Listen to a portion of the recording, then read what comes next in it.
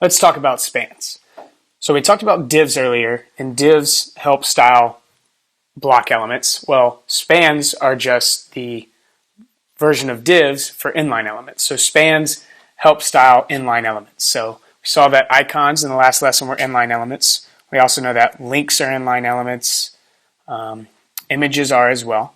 But let's look at span up here. Span tag HTML W3 schools.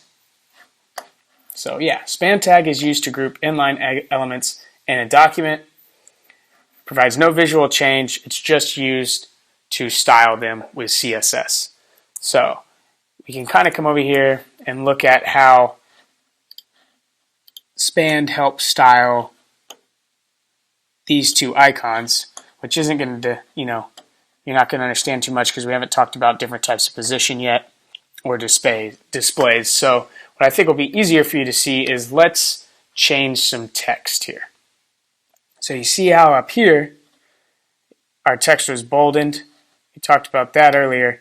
Now let's change some text down here. Maybe you want to emphasize 1 million lines right here. You want them to be like, whoa, we're doing 1 million lines, or awesome right here. So let's wrap this 1 million lines in a span.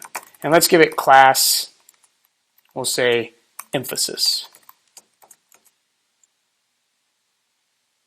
Or, yeah, emphasis is fine. And then we'll end the span right there. And just for the heck of it, let's do span class emphasis here with awesome.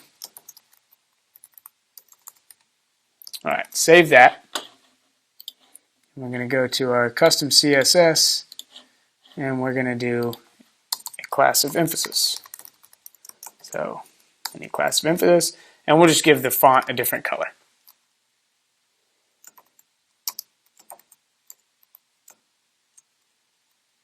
Color for now, we'll just do red. All right, save both those, reload the page, and nice. You see both of those are red there. You can also do font size. See, so big emphasis on that. And so you can use span classes to style inline elements.